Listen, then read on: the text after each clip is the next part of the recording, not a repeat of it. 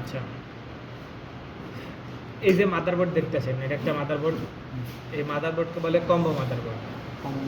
Combo motherboard কয়েকটা section আছে। বই বের করেন একজন, একটু বই দিলাম না চারজনা, একটু একটু পজ করেন। এসএমপিএস, হ্যাঁ, ইনভার্টার, টিকন, মেইন বোর্ড, ঠিক আছে? এগুলো আলাদা আলাদা বোর্ড না, কিন্তু এখানে দেখেন সব এক জায়গায় আছে। তাই জন্য এটাকে বলতে হচ্ছে কম্বো মাদারবোর্ড। কি মাদারবোর্ড? Combo motherboard. তাহলে আমার পাওয়ার সাপ্লাই কোনটা section, power supply inverter section কোনটা, এসএমপিএস সেকশন কোনটা, ইনভার্টার সেকশন কোনটা, টিকন বোর্ড কোনটা, মেইন বোর্ড কোনটা, এগুলো আমাদের জানা লাগবে না? জানা লাগবে। তাহলে আমাদের সর্বপ্রথম জানা লাগবে এটা একটা কি মাদারবোর্ড? Combo motherboard. এই মাদারবোর্ডের দুইটা অংশ আছে। কয়টা অংশ আছে? দুইটা। মেইনলি দুইটা অংশ আছে, একটা হট অংশ, একটা হচ্ছে কোল্ড অংশ। কি বলে? একটা হট অংশ, একটা কোল্ড অংশ।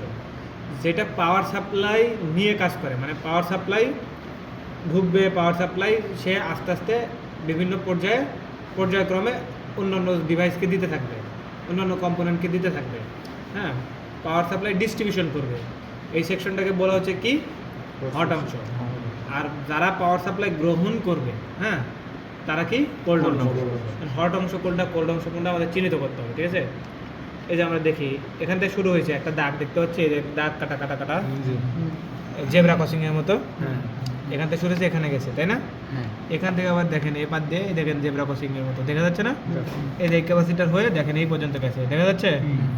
তাহলে এপারের যেগুলো আছে এগুলো হচ্ছে হট অংশ। দেখেন হট অংশের মধ্যে থাকে থ্রু হোল ডিভাইস। কি থাকে? Through hole device. দেখেন এগুলো হোল করে করে লাগানো না? এর মধ্যে এসএমডিও থাকে, কিন্তু বেশিরভাগ থ্রু হোলগুলো কোথায় থাকে? হট অংশের মধ্যে থাকে। দেখেন বেশিরভাগই হট অংশের মধ্যে থ্রু হোল ডিভাইস বেশিরভাগই, তাই না? দুই একটা বাদে রাখে, তাই তো? তাহলে এটা কি? এটা কি? হট অংশ। আর এই পাশে যেটা আছে সেটাকে বলতেছি আমরা কি অংশ? কোল্ড অংশ। দেখেন এই কোল্ড অংশের ভিতরে থ্রু হোল ডিভাইস নেই, আছে? সবই দেখেন বোর্ডের সাথে লাগানো, তাই না? থ্রু হোল ডিভাইস নাই। তাহলে এটা হচ্ছে কোল্ড অংশ, ঠিক আছে? আচ্ছা, হট অংশ গেল, কোল্ড অংশ গেল। এইবার আমাদের এসএমপিএস সেকশন চেনা লাগবে না? এই বোর্ডের মধ্যে এসএমপিএস সেকশন কোনটা? হট অংশ যে পুরোটা, কোল্ড অংশ এসএমপিএস অংশ সেটাই। এখান থেকে শুরু করে পাওয়ার এসএমপিএস এর কাজ কি? পাওয়ার কি করে সে? এসিকে ডিসিতে রূপান্তর করে, হ্যাঁ, তারপরে পাওয়ারকে আবার হচ্ছে যে স্টেপ ডাউন করে, এগুলোই তো কাজ। তো এই হট অংশটার এই পর্যন্তই সেই কাজগুলোই করা হয়, ঠিক আছে? এই জন্য এটাকে বলতেছি কি আমরা? এসএমপিএস। হট অংশ বলতে, হট অংশ পুরোটা বলতে খালি জাস্ট একটা সেকশন আছে, ওই সেকশনটা বাদে আমি দেখাবো। হ্যাঁ, এটা আপাতত মনে করেন যে এটা কি? এসএমপিএস অংশ। আচ্ছা, এরপর আছে মেইন বোর্ড, তাই না? মেইন বোর্ড কোনটা? কোল্ড অংশ যেটা, সেটাই মেইন বোর্ড, ঠিক আছে? কোল্ড অংশ কোথায়? এখান থেকে শুরু, এই যে এখান থেকে শুরু, এই সার্কিটের পর থেকে শুরু কিন্তু, হ্যাঁ, কোল্ড অংশ। এদিকে না, এই যে জেব্রা ক্রসিং আছে দেখতে পাচ্ছেন তো, জেব্রা ক্রসিংয়ের মতো দাগ, এরপরে থেকে শুরু কি? কোল্ড অংশ। তাহলে এটাই হচ্ছে মেইন বোর্ড। হ্যাঁ, বুঝতে পারছি? এটাকে কি বলে? মেইন বোর্ড বলে। তাহলে এই ইনভার্টার গেল কোথায়? টিকন গেল কোথায়? টিকন আছে এই নিচে, এই যে এখানে একটা বোর্ড আছে, দেখেন। এই আপনি মোবাইল থেকে নিয়ে এসে এই যে বোর্ড দেখতে পাচ্ছেন না? এটাকে বলে কি বোর্ড? T-con board. হচ্ছে যে ব্যাকলাইটের নিচে থেকে আমরা পড়ছিলাম, তাই না? এটা হচ্ছে টিকন বোর্ড। হ্যাঁ, টিকন বোর্ড গেল। এখন ইনভার্টার সেকশন জানা লাগবে না? ইনভার্টার সেকশন হচ্ছে যে এই যে যেখানে ব্যাকলাইট এলইডি থাকে, এটা হচ্ছে ব্যাকলাইট এলইডি লাইন গেছে, হ্যাঁ, এই যে তারের মাধ্যমে। এই যে এখানে backlight LED port, speaker port, এটা হচ্ছে বুস্টার কয়েল। যাই হোক, এটা পরে দেখাচ্ছি। এই যে দাগ কাটা দেখেন, এই অংশটুকু আর এই যে অংশ করা আছে, মানে এই দুই ডায়োডের এপারে যে ডায়োড আছে, এই ডায়োড সহ এই অংশটুকুকে বলতেছি আমরা কি? Inverter section. বুঝতে পারছি? এই অংশটা কি বলতেছি আমরা? ইনভার্টার সেকশন বলতেছি। হ্যাঁ, আচ্ছা, তাহলে ইনভার্টার সেকশন গেল, তাই না? এটা গেল ইনভার্টার সেকশনের কাজ। এরপরে আমাদের তাহলে মোটামুটি এটা চিনলাম, সব চিনা হয়ে গেছে না? তাহলে মোটামুটি আমাদের চিনা শেষ। এখন এই যে আইআর এলইডি কোথায় আছে দেখতে হবে না? IR LED board. আইআর মানে কি? ইনফ্রারেড রে। এটা বোর্ডটা কোথায় আছে? এই যে ইনফ্রারেড রে বোর্ড, যেখানে রিমোটের যে পিনটা থাকে, মানে আলোটা জ্বলে, ওইটার ওই বোর্ডটাকে, ছোট্ট বোর্ডটাকে বলা হচ্ছে কি? ইনফ্রারেড রে। এরপরে আছে সফট টাচ কিপ্যাড। কিপ্যাড আছে না? আচ্ছা, কিপ্যাড কোনটা?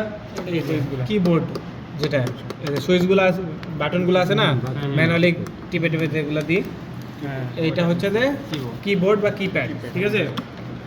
চিনতে পারছি? আর এই যে এটা স্পিকার, দুইটা পাশে দুইটা স্পিকার। আচ্ছা, এই ভিডিওটা এখন বন্ধ করে ফেলেন। সবার প্রথমে যে এটা একটা কর্ড, তাই না? এটার নাম হচ্ছে সাপ্লাই কর্ড, ঠিক আছে? সাপ্লাই কর্ড আমাদের খোলাও জানা লাগবে না। সাপ্লাই কর্ড কীভাবে খুলে, এখানে ধরলে খুলে চাপ দিলে খুলে যাবে, ঠিক আছে? সাপ্লাই কর্ড যেখানে লাগবে সেটার নাম হচ্ছে সাপ্লাই পোর্ট। কি? Supply port. তাহলে লাগানোও জানা লাগবে, লাগা দিলাম, ঠিক আছে? আচ্ছা, এরপরে বাদামি কালার যেটা দেখতে পাচ্ছেন ছোট চারকোনাছি, এটা এটাকে বলা হচ্ছে যে ফিউজ। কি? ফিউজ। ফিউজের কাজ কি? না, নিজে পুরে সার্কিটকে রক্ষা করা, এটাই আমরা বলবো। হ্যাঁ, ফিউজের কাজ কি? ফিউজের কাজ হচ্ছে নিজে পুরে সার্কিটকে রক্ষা করা। তাহলে যদি কোনো কিছুর এখানে সমস্যা হয় তাহলে এটা নিজে পুড়ে যাবে, যে সার্কিটকে রক্ষা করবে, তাই তো? সব জায়গার মধ্যে হবে না, কিছু কিছু জায়গাতে আছে যেগুলোতে জায়গাতে কিছু হলে এটা পুড়ে যাবে, দিয়ে সার্কিটকে রক্ষা করবে, ঠিক আছে? আচ্ছা, এরপরে যেটা দেখতে পাচ্ছেন এটাকে বলে ইন্ডাক্টর। কি? ইন্ডাক্টর। ইন্ডাক্টরের কাজ কি বলি তো একজন দেখি, ইলেকট্রিক্যালের তো সবাই। ইন্ডাক্টরের কাজ কি? ম্যাগনেটিক ফিল্ড তৈরি করে। খালি ম্যাগনেটিক ফিল্ড তৈরি করে?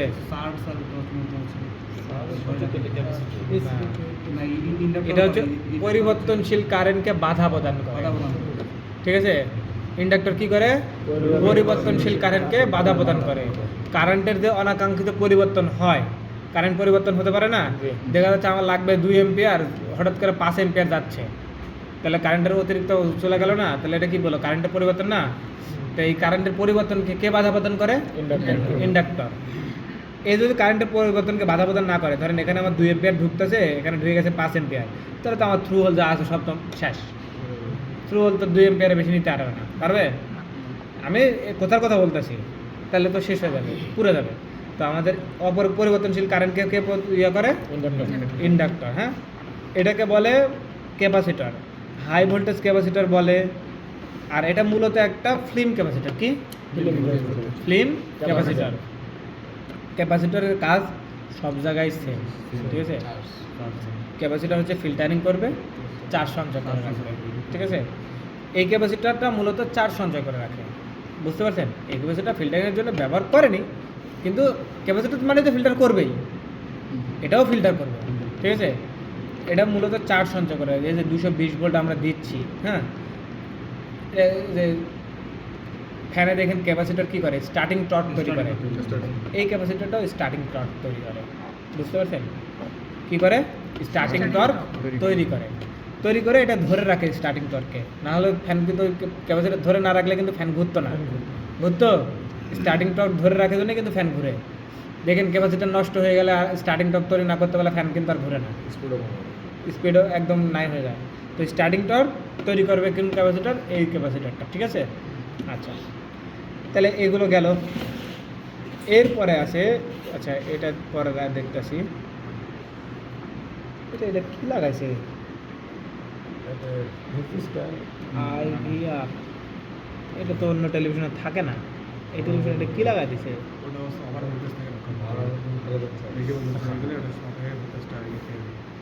আরে না, টিভিআর। হাই ভোল্টেজ হলে কী করবে? সে ভোল্টেজটাকে শর্ট হয়ে যাবে। হ্যাঁ, আচ্ছা, এরপর আমরা যাই। এখানে 4টা ডায়োড আছে, তাই না? 4টা ডায়োডের মাধ্যমে এখানে ব্রিজ রেক্টিফায়ার তৈরি করা আছে। কি? Bridge rectifier. আচ্ছা, ব্রিজ রেক্টিফায়ারের কাজ কি? এসিকে ডিসিতে রূপান্তর করা। কি করা? এসিকে ডিসিতে রূপান্তর করা। আচ্ছা, এসিকে ডিসিতে রূপান্তর করবে, সেটা হচ্ছে ডিসিটা হবে কি? Pulsating DC. হ্যাঁ, এই পালসেটিং ডিসিকে আমরা এই যে এখানে ক্যাপাসিটর ব্যবহার করছি, এটাকে বলে ফিল্টার ক্যাপাসিটর। কি? ফিল্টার ক্যাপাসিটরের মাধ্যমে আমরা কি করব? পিওর ডিসিতে রূপান্তর করব, ঠিক আছে? ফিল্টার ক্যাপাসিটরের মাধ্যমে পিওর ডিসিতে রূপান্তর করব। এখানে আরেকটা জিনিস ঘটে, আমরা এখানে 220 ভোল্ট দেই, হ্যাঁ, এই ক্যাপাসিটর যখন আমরা ব্যবহার করি ফিল্টারিংয়ের জন্য, তখন সেটা আমাদের এখানে যে রেক্টিফায়ারের একটা সূত্র আছে, √2 গুণ VRMS।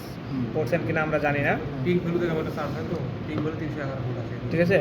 তো এই 211 √2 গুণ করলে 220 ভোল্টের সাথে দেখবেন যে 311 ভোল্ট আসে। হ্যাঁ, পিক ভোল্টেজ। হ্যাঁ, পিক ভোল্টেজ এইটা ক্যাপাসিটর ব্যবহার না করলে এই ভোল্টেজটা কিন্তু আসতো না। তখন আবার আরেকটা সূত্র পড়তো, VRMS গুণ ভাগ √2। হ্যাঁ, তখন আবার হচ্ছে যে 198 মতো ভোল্টেজ আসতো। ঠিক আছে, তো এই ভোল্টেজটা এখান থেকে বৃদ্ধি হবে। তো এখানে যা পাবো 300 সামথিং ভোল্টেজ। তো এই ভোল্টেজটা কোথা থেকে আসে এটা জিজ্ঞেস করতে পারে, এটা জানা রাখা ভালো। হ্যাঁ, আচ্ছা, এরপরে চলে গেলাম সুপার ট্রান্সফরমারে। এখান থেকে চলে যাবো কোথায়? সুপার ট্রান্সফরমারে। সুপার ট্রান্সফরমারের কাজ কি? ডিসিতে রূপান্তর করা, কিন্তু স্টেপ ডাউন করা। কত স্টেপ ডাউন করবে? 12 ভোল্টে স্টেপ ডাউন করবে। হ্যাঁ, 220 থেকে 12 ভোল্টে স্টেপ ডাউন করে ফেলবে। ঠিক আছে, আর এটা যেটা আছে এটা হিট সিঙ্ক, তাই না?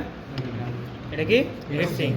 হিট সিঙ্কের নিচে একটা মসফেট আছে। হ্যাঁ, এই যে 3 লেগালা দেখতে পাচ্ছি না, মসফেট। মসফেটের কাজ কি? সুইচিং করা। হ্যাঁ, মসফেট কি করে? সুইচিং করে।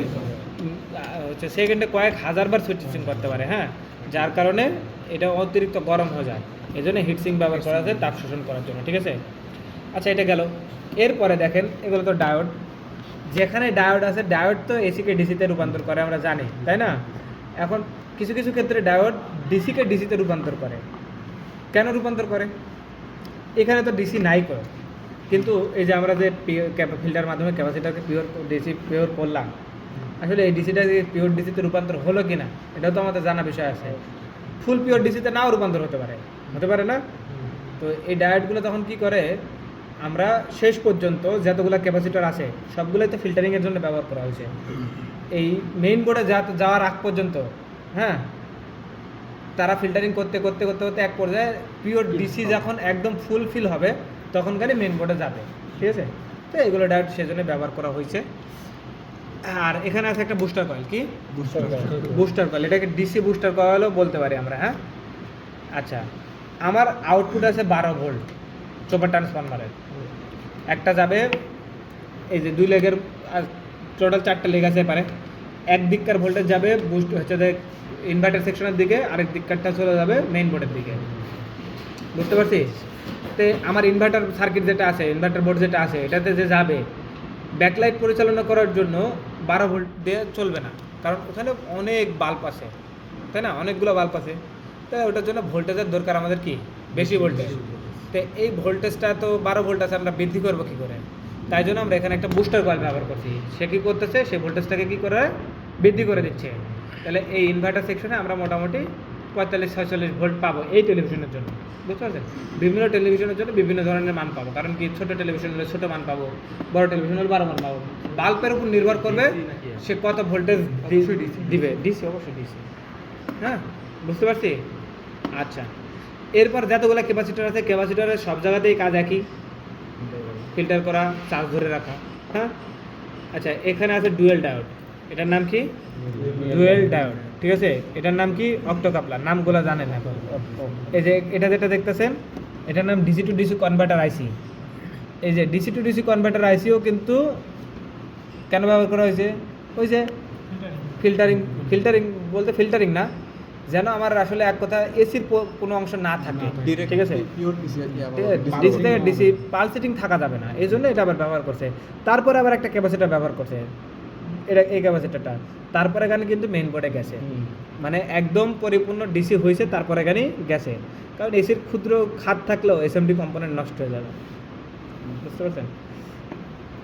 আচ্ছা, এগুলো তো গেল, এগুলো পার্টসপাতি মোটামুটি চিনলাম। হ্যাঁ, এখন আমাদের এই যে এদিকে ইনপুট আউটপুট ডিভাইস আছে। হ্যাঁ, কোনগুলো ইনপুট? আচ্ছা, এই মেইন বোর্ডের মধ্যে যায়নি না? আচ্ছা, মেইন বোর্ডে এটাকে কি বলতে? CPU, central processing unit. এটার নাম অসিলেটর। হ্যাঁ, সিপিইউ এর কাজ জিজ্ঞেস করতে পারে। ঠিক আছে, সিপিইউ এর কাজ কি? সিপিইউ হচ্ছে টিভির মস্তিষ্ক। কি? টিভির মস্তিষ্ক। এটি সকল প্রকার যে লজিক্যাল কাজগুলো আছে সব কিছুই কে করে? সিপিইউ করে। এখন আপনার রিমোটের মাধ্যমে টিপ দিলেন, টিভি অন হয়ে গেল। হ্যাঁ, রিমোটে একটা জায়গায় টিপ দিচ্ছেন, সাউন্ড বাজতেছে। রিমোটে এক জায়গায় টিপ দিতেছেন, চ্যানেল চেঞ্জ হয়ে যাচ্ছে। কত কিছু করেন না? তো এই যে লজিক্যাল যে কাজগুলো আছে, এই লজিক্যাল কাজগুলো কে করে? সিপিইউ করে। মানে যত রকম কমান্ডই যাক সিপিইউ এর কাছে যাবে, মানে আমরা যেখানেই যা করি, যে অংশে যা করি সেটা সিপিইউ এর কাছে যাবে, সিপিইউ সে অনুযায়ী টেলিভিশনকে পরিচালনা করবে। কথা বুঝতে পারছি? আচ্ছা, এরপর এখন আমাদের ইনপুট আউটপুট কোনগুলো আছে এগুলো আমাদের জানা লাগবে।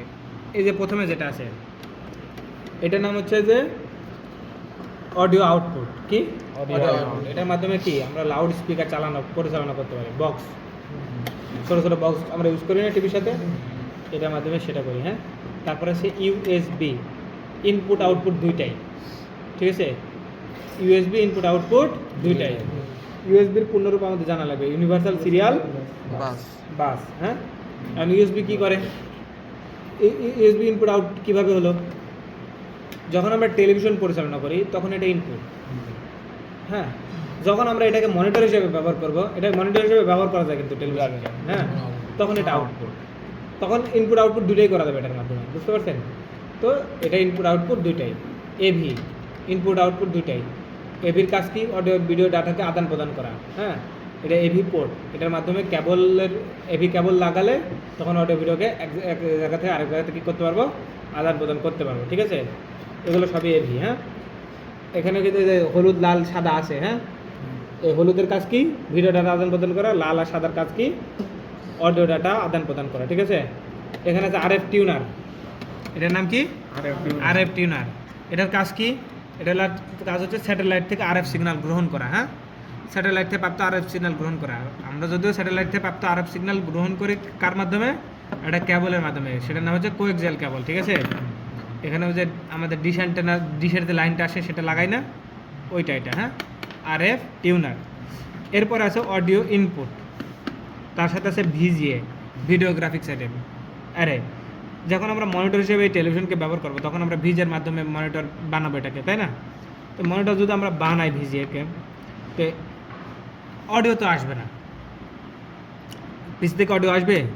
তো অডিও আলাদাভাবে নেওয়ার জন্য এই যে অডিও ইনপুট পোর্ট ব্যবহার করা হয়েছে। ঠিক আছে, আচ্ছা, এরপর আছে HDMI, high definition multimedia interface. নাম কিন্তু মুখস্থ রাখা লাগবে, হাই ডেফিনেশন মাল্টিমিডিয়া ইন্টারফেস। এটার কাজ কি? অডিও এবং ভিডিও ডাটা একই সাথে আদান প্রদান করা। এখানে এটা পোর্ট আছে একটা, কেবল এইচডিএমআই কেবল ব্যবহার করলেই অডিও ভিডিও ডাটা একই সাথে আদান প্রদান করতে পারবো, তাই না? এখানে আছে এভি, হলুদ কালার, কিন্তু এই একটা হলুদ কালারের পোর্ট দিয়েই আমরা অডিও ভিডিও দুটোই আদান প্রদান করতে পারবো। কীভাবে? এক পাশে একটা থাকবে পোর্ট আর এক পাশে তিনটা পোর্ট থাকবে, ওপারে আবার কিন্তু লাল হলুদ সাদা তিনটাই থাকবে। ঠিক আছে, এটার মাধ্যমে ব্যবহার করা যায়। এটা পোর্ট আপনারা কখনো দেখছেন কিনা আমি জানি না, যে একটা পোর্ট এখানে লাগালে ওপারে আবার তিনটা থাকে, ওটা আরেকটাতে লাগাবেন, হয়ে যাবে। ঠিক আছে, এরকম। তাহলে অডিও ইনপুট আউটপুট বুঝতে পারছি। আচ্ছা, এই যে এটার নাম, এই তারগুলা দেখেন অনেকগুলো তার না, এটাকে বলে এলভিডিএস। কি? LVDS, low voltage differential signal. এটার কাজ কি? এটার কাজ হচ্ছে মাদারবোর্ডের সহিত টি কনভার্টকে সংযোগ প্রদান করা। মাদারবোর্ডের সহিত টি কনভার্টকে সংযোগ প্রদান করা। এরপরে আছে নিচে টি কনভার্ট। টি কনভার্টের কাজ জানা লাগবে আমাদের। টি কনভার্টের পূর্ণরূপ কি? টাইমিং কন্ট্রোলিং বোর্ড, তাই তো? টি কনভার্টের কাজ কি? টি কনভার্টের কাজ হচ্ছে মাদারবোর্ড হতে প্রাপ্ত ভিডিও সিগন্যালকে প্রসেসিংয়ের মাধ্যমে টিভি পর্দায় প্রদর্শন করা। এটা একটা বলতে পারেন। আবার আরেকভাবে বলতে পারেন যে মাদারবোর্ড থেকে প্রাপ্ত সিগন্যালকে ভিজুয়াল সিগন্যালে, মানে দৃশ্যমান সিগন্যালে রূপান্তর করা। এটা বেশি ছোট হয়ে যায়। হ্যাঁ, আর যদি আমরা বলি মাদারবোর্ড থেকে প্রাপ্ত ভিডিও সিগন্যালকে প্রসেসিংয়ের মাধ্যমে টিভি পর্দায় প্রদর্শন করা, তাহলে এটা ভালো হয়।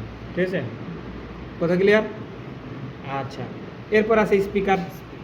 স্পিকারের কাজ কি?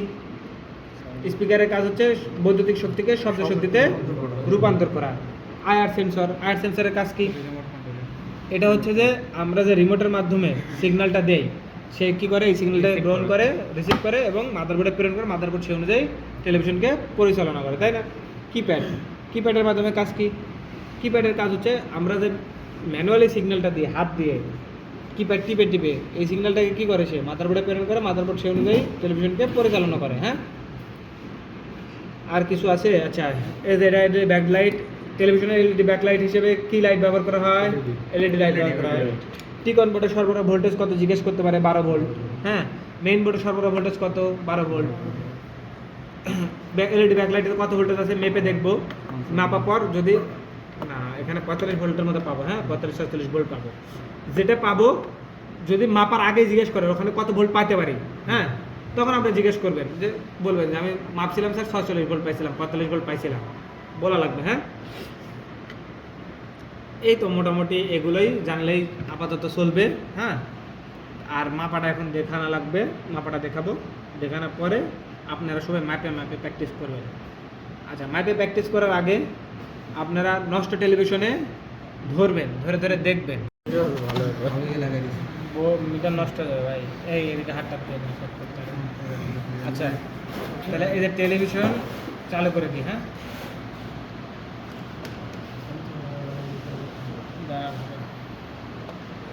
এখানে আলো লাগলেই টেলিভিশন অন হচ্ছে, এটা বোঝা যাবে।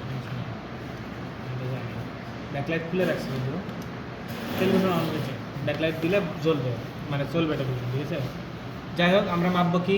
এসি ভোল্টেজ, এসি মানে সাপ্লাই ভোল্টেজ মাপবো। সাপ্লাই ভোল্টেজ মাপতে হলে এসিটা মাপতে হবে 750 দিয়ে মাপতে হবে। মিটার সবাই তো 750 সেট করা বুঝি, এসি 750 সেট করলাম, করে নিয়ে এসিতে কি পজিটিভ নেগেটিভ হয়? না, পোলারিটি থাকে না। তাহলে আমরা যে কোনো একটা ধরলেই মান পাবো। তাহলে আমরা এখান থেকে এটাতে ধরবো, এখান থেকে এখানে ধরবো। দেখেন কত ভোল্ট পাইছি, 230 ভোল্ট, ঠিক আছে। আমরা ভোল্টেজ পাচ্ছি কত? 230 ভোল্ট। হ্যাঁ, ঠ্যাং দিলে তো ভীষণ ভিতরে, এই পা দুইটা দেখি একটু না দাঁড়ালে মাপতে অসুবিধা হবে, এই জন্য দাঁড়ালাম। আচ্ছা, এখান থেকে ধরলাম একটাতে, এই যে লেগ, এই যে এখানে আরেকটা লেগ আছে সাদা। হ্যাঁ, 230 ভোল্ট, ঠিক আছে। ইনপুট মাপলাম। এখন আমরা মাপবো ফিল্টার ক্যাপাসিটর। কি মাপবো? Filter capacitor. সেটা মাপবো ডিসিতে 1000, কারণ 300-এর উপরে ভোল্ট আছে, ঠিক আছে। 200 দিয়ে মাপলে মান দেবে না, 0 দেখাবে। কত মাপবো? 1000। ফিল্টার ক্যাপাসিটর মাপার সময় আবার এই অ্যাঙ্গেল করেন না, ওটা যেরকম অ্যাঙ্গেল করলেন বড়াস করে সেদিন ওইভাবে ফাটা আছে ওই টেলিভিশন, এক জায়গায় শক করে দিয়ে, বুঝতে পারছেন? কারণ এখানে 300-এর উপরে ভোল্ট আছে, ওখানে হাত দিলে একটা বিশাল শট খাবেন, মরেও যেতে পারেন, তো সাবধান। না ভাই, দিয়ে করে নিয়ে তাহলে এখান থেকে দেবো একটা, ধরবো, এখানে দেওয়া আছে এই যে পারে নেগেটিভ চিহ্ন করা আছে। হ্যাঁ, সাদা অংশের ভিতরে কালো দাগ দিয়ে নেগেটিভ চিহ্ন করা আছে, বুঝতে পারছেন? তাহলে পজিটিভে পজিটিভ ধরবো, নেগেটিভে নেগেটিভ ধরবো। ডিসিতে মাপতেছি মানে পোলারিটি আছে, পজিটিভে পজিটিভ ধরলাম, নেগেটিভে নেগেটিভ ধরলাম। 324। হ্যাঁ, 324 ভোল্ট পাইছি, সাদা অংশটুকু। আচ্ছা, হ্যাঁ দাঁড়ান, আপনার ওটা ভুলেও হাত দিবেন না, আগে দেবো। কারেন্ট আছে রে ভাই, বিদ্যুৎ আছে। এরপরে আমাদের মাপা লাগবে ডুয়েল ডায়োড। কি মাপা লাগবে? Dual diode. ডুয়েল ডায়োডের 3টা লেগ আছে, একটা মধ্যেটা দেন ফাঁকা লেগ, আর পাশে 2টা লেগ, দেখতে পাইছি?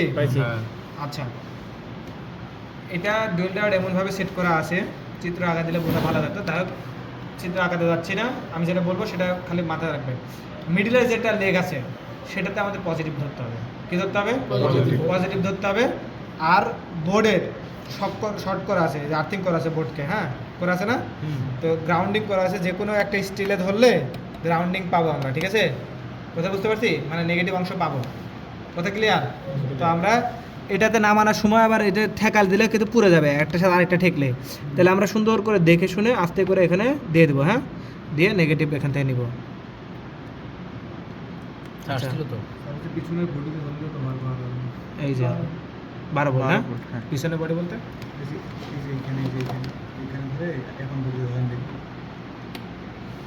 হ্যাঁ হ্যাঁ হ্যাঁ ওটা আছে, অবশ্যই এখানে ধরলেও পাবেন, ঠিক আছে? ওটা সহজ ভাই, সাসার, ঠিক আছে। 12 ভোল্ট। হ্যাঁ, মিডলের লেগটা ওই বডি পিনের সাথে শর্ট করা থাকে, তো বুঝতে পারছি। তাহলে 12 ভোল্ট পাইছি।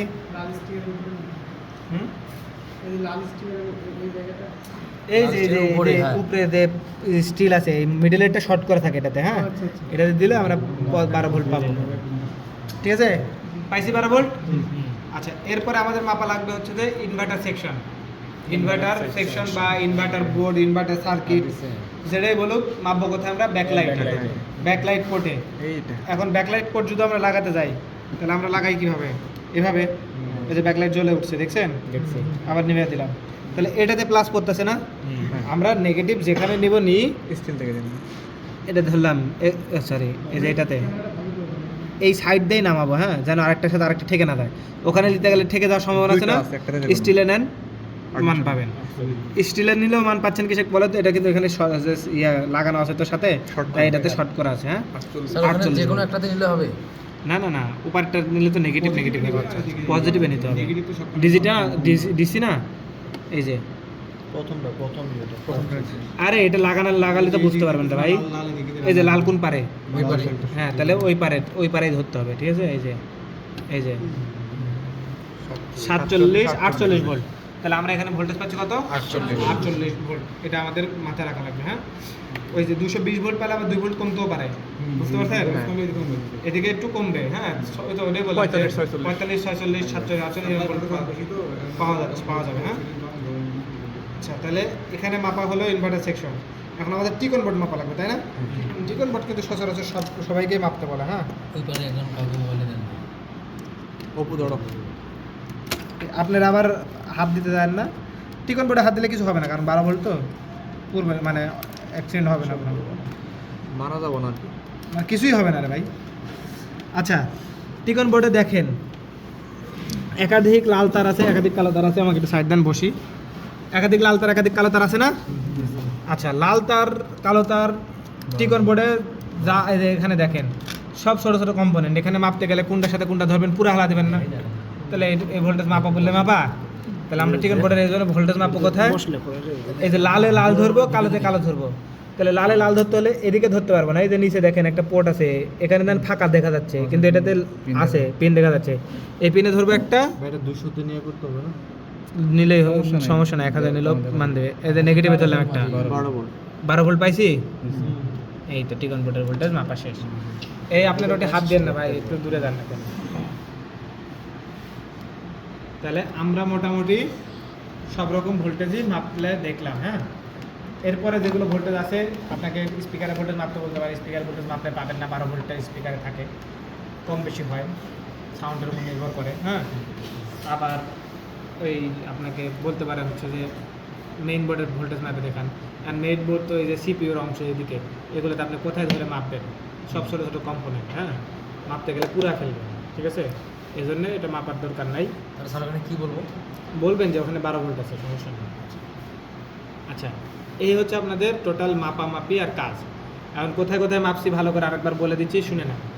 সবার প্রথমে এসি সাপ্লাই, আরেকবার ভিডিও